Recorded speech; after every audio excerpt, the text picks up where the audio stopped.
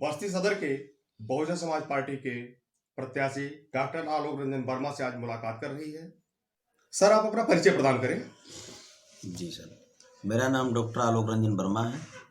मैं बस्ती सदर 310 गोटवा का निवासी हूँ और शिक्षा दीक्षा हमारी बस्ती जिले के ही प्राथमिक विद्यालय से हुआ। उसके बाद उच्च शिक्षा कानपुर विश्वविद्यालय से हुआ और डॉक्टरेट की डिग्री हमने राजकीय आयुर्वेदिक मेडिकल कॉलेज लखनऊ टुडिया से। इस समय सर आप बस्ती सदर से प्रत्याशी बनाए हैं बहुजन समाज पार्टी से। जी जी। जनता के बीच में आप जा रहे हैं जी। किस तरह से आपको जनता का जनाधार प्राप्त हो रहा है? जी सर, जनता का हमको आशीर्वाद मिल रहा है। जिस गांव में हम जा रहे हैं उस गांव की पूरी भीड़ हमारे साथ आ जा रही है और सबका आशीर्वाद जिस तरह से मिल रहा है उस तरह से ये बिल्कुल प्रतीत होता है कि आने वाला समय बसपा का ही है, बहन जी का है। हर पार्टियों में कहीं ना कहीं आपके आ जाने से जो है दहशत का माहौल बना हुआ हमको लगता है। हर रोज लड़ाई आपसे मानते हैं, ये कहाँ तक सच्चाई है इसकी? ये बिल्कुल सही है, क्योंकि बस्ती जिले में और सदर विधानसभा में, जहाँ तक सदर की हम बात करेंगे, ये सदर का दुर्भाग्य रहा कि अभी तक जो भी लोग आए या इसके पहले रहे वो लोग विकास के मुद्दों पे बात नहीं किए, किसानों की बात नहीं किए, नौजवानों की बात नहीं किए और जो सबसे मूलभूत बस्ती जिले की समस्या है, जैसे वाल्टरगंज चीनी मिल की बात कर ले हम जी, तो वहाँ पर लगभग 1.5-2 साल से धरना कंटिन्यू चल रहा है जी। लेकिन आज तक किसी ने उस पर सुनवाई नहीं की।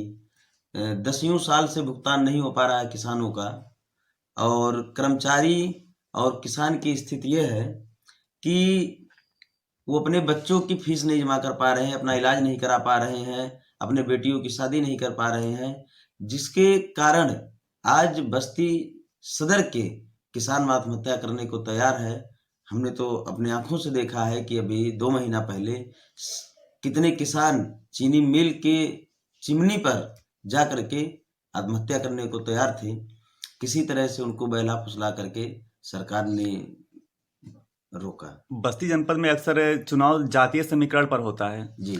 आपको क्या लगता है यहाँ पर इस बार जातीय समीकरण टूटेगा या नहीं? इस बार जातीय समीकरण तो टूटेगा, क्योंकि यहाँ हम जात का चुनाव नहीं लड़ रहे हैं, यहाँ हम नेतृत्व की लड़ाई लड़ रहे हैं और आने वाला समय जो होगा वो जात का नहीं होगा, वो शिक्षा का होगा, स्वास्थ्य का होगा, अधिकारों का होगा।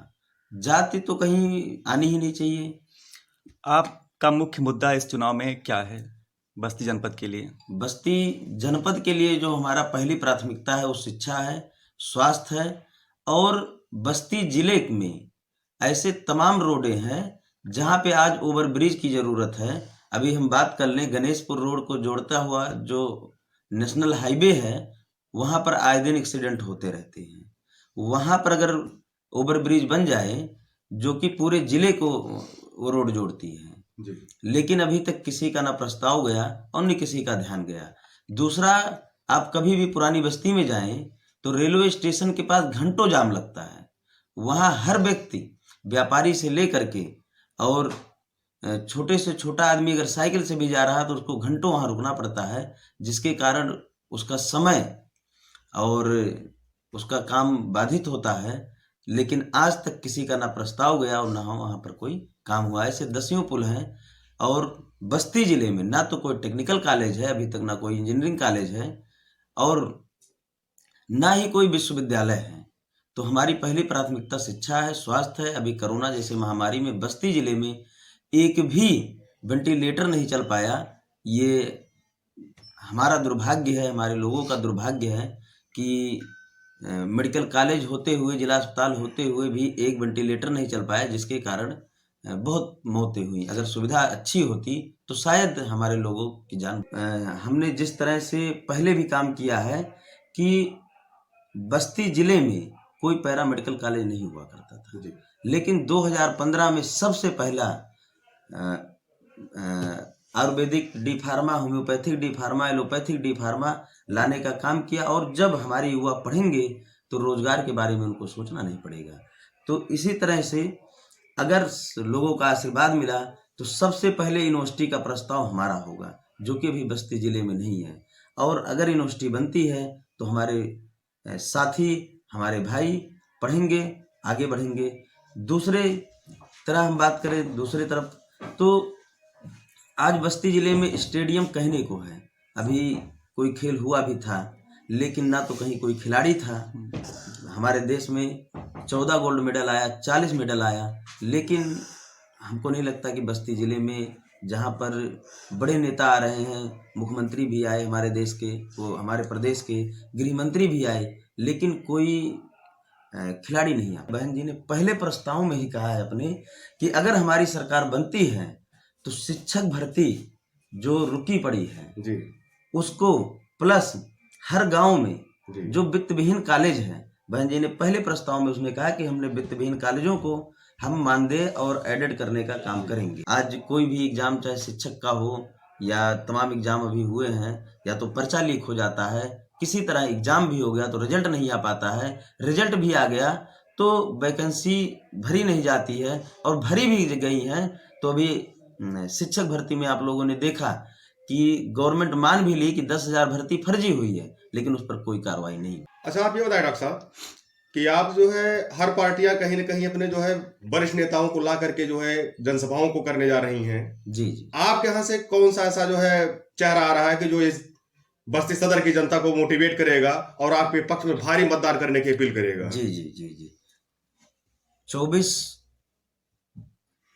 फरवरी को बहन जी बस्ती में आ रही हैं, और जिसको इस देश का क्या राजनीतिक का लोहा माना जाता है, आयरन लेडी कहा जाता है, और निश्चित ही बहन जी के आने पर, और चूंकि उन्होंने जो काम किया है जब सरकार रही है आज तक, चाहे नौकरी का मामला हो कि 5 सालों में बहन जी ने 7 लाख युवाओं को नौकरी देने का काम किया है।